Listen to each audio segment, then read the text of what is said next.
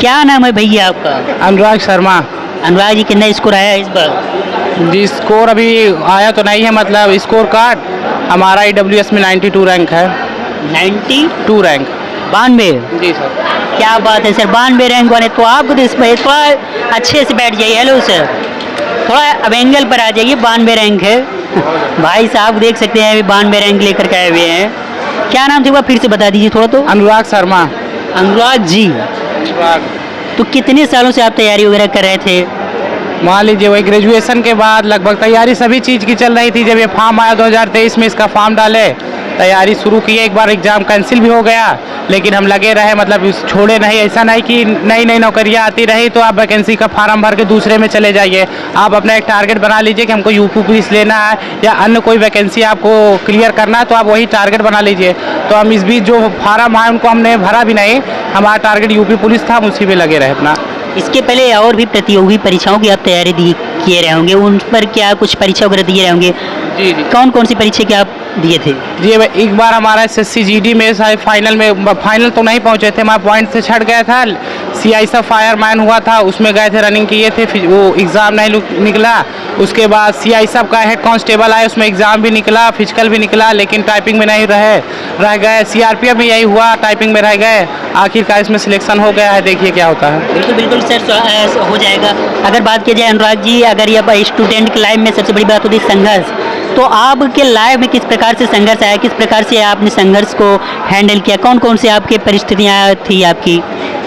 Student के life में सबसे बड़ा संघर्ष तो फाइनेंशियल होता है। यदि आप उसमें नहीं है तो सबसे ज़्यादा संघर्ष तब होता है आदमी का कि आप कोई एग्ज़ाम देते हैं तो हमारे गांव घर में आदमी ऐसे नहीं पूछता कि आपका संघर्ष क्या है। उनका केवल एक ही क्वेश्चन रहता है, आपका सिलेक्शन हुआ कि नहीं हुआ तो ठीक, आप पॉइंट से भी छट गए, उसका कोई फ़र्क नहीं है उनको। आपका नहीं हुआ तो आपको नकारा ही समझा जाएगा। तो यही बस संघर्ष हुआ, अब जैसा रहा ठीक गया है संघर्ष।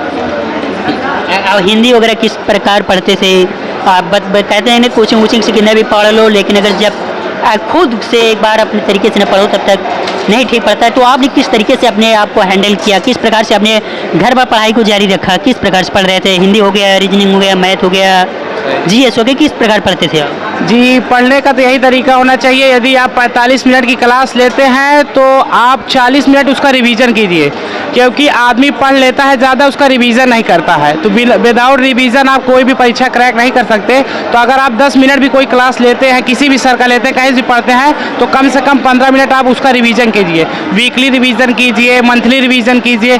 बिना रिवीजन के कुछ नहीं हो सकता। तो बिना रिवीजन आप कुछ नहीं कर सकते, इसलिए आपको रिवीजन करते रहना चाहिए। अगर आप 10 मिनट भी पढ़ते हैं, 20 मिनट भी पढ़ते हैं, तो उसका रिवीजन करते रहना चाहिए आपको। तो अगर बात की जाए तैयारी में, जो आने वाले प्रतियोगी तैयारी करने वाले बहुत सारे हैं जो सेलेक्ट नहीं हो पाए हैं, उन्हें किस प्रकार क्या मोटिवेशन देना चाहेंगे?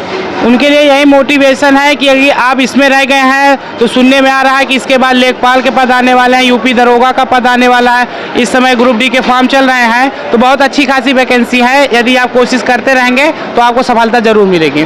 और फैमिली बैकग्राउंड कैसे? पिताजी क्या करते हैं सर आपके? पिताजी हमारे प्राइवेट जॉब करते हैं, भाई हैं वो भी एक प्राइवेट स्कूल में पढ़ाते हैं, मतलब कोई अच्छी फाइनेंशियल कंडीशन नहीं है बस। और 92 रैंक सबसे बड़ी बात होती है। अगर बात किया जाए तो कहाँ से आपको मोटिवेशन मिला कि नहीं मुझे सफल होना है, कुछ न कुछ करना है? मोटिवेशन, अगर आप एक जिम्मेदार व्यक्ति हैं, स्टूडेंट है, तो मोटिवेशन आपको आपके घर से मिलेगा। सुबह शाम उठते हैं, अपने माता पिता को देते हैं, उनके संघर्ष को देखते हैं, तो कोई आवश्यकता नहीं होती कि आप यूट्यूब पे मोटिवेशन वीडियो सर्च कर रहे हैं कि और किसी का वीडियो देख रहे हैं, 2-2 घंटे इसी में निकाल दे रहे हैं रील देखने में कि हमें मोटिवेशन वीडियो चाहिए। सबसे बड़ा मोटिवेशन आपके माता पिता है, आप उनका चेहरा देखते रहिए, आपको मोटिवेशन मिलता रहेगा। जी बिल्कुल, बहुत बहुत बढ़िया आपने बात की। क्योंकि माँ बाप ही हैं जिन्हें आप सबसे बड़ा मोटिवेशन होता है। आप अपने घर की स्थिति परिस्थितियों को देखिए, कि सबसे बड़ा यही मोटिवेशन है। सबसे बड़ा मोटिवेशन यही है। आप अपने पिता की कंडीशन के देखिए, माता जी की कंडीशन, आपसे वो कितना भरोसा लगाए हैं, उम्मीद लगाए हैं। आप अगर उनके उम्मीद पर नहीं खरा उतरते तो अच्छा नहीं होगा। तो आप बस अपने माता पिता के चरणों का आशीर्वाद लेते रहिए, उनके संघर्ष को देखते रहिए, आप एक ना एक दिन सफल जरूर होंगे और मेहनत करते रहिए। अनुराग जी, आप कहाँ से हैं वैसे? जी हमारा ये लोकल पड़ता है, एक नवाबगंज करके है, प्रयागराज में है? जी, हमारा जनपद प्रयागराज ही लगता है। चलिए ठीक है, ये देख सकते हैं। धन्यवाद आपका, आपने हमको मौका दिया अपनी बात रखने के लिए। जी बिल्कुल सर। आप जो व्यक्ति हुए नहीं है उनके लिए हम एक शायरी कहेंगे। जी बिल्कुल सर, शायरी कहिए सर। कि रख हौसला वो मंजर भी आएगा, प्यासे के पास चल के समंदर भी आएगा, कि रख हौसला वो मंजर भी आएगा, प्यासे के पास चल के समंदर भी आएगा, ये जीतने का थक कर ना बैठे मंजिल के मुसाफिर, मंजिल भी मिलेगी और मंजिल मिलने का मजा भी आएगा। जी जी, बहुत ही शानदार रहा है। और मैं संदीप राज सिंघम, अभी इस वक्त मैं प्रयागराज में हूँ और विद्यार्थियों का जो है यूपी कांस्टेबल का रिजल्ट आ चुका है, बहुत शानदार। अभी हमारे साथ में अनुराग जी थे जिनका रैंक जो है 92 था। और आप सब लोग टाइम्स ऑफ खबर को सब्सक्राइब कर सकते हैं, क्योंकि सब्सक्राइब करेंगे तो हमें भी एक मोटिवेशन मिलेगा। जय हिंद, मैं हूँ संदीप राज सिंघम प्रयागराज से।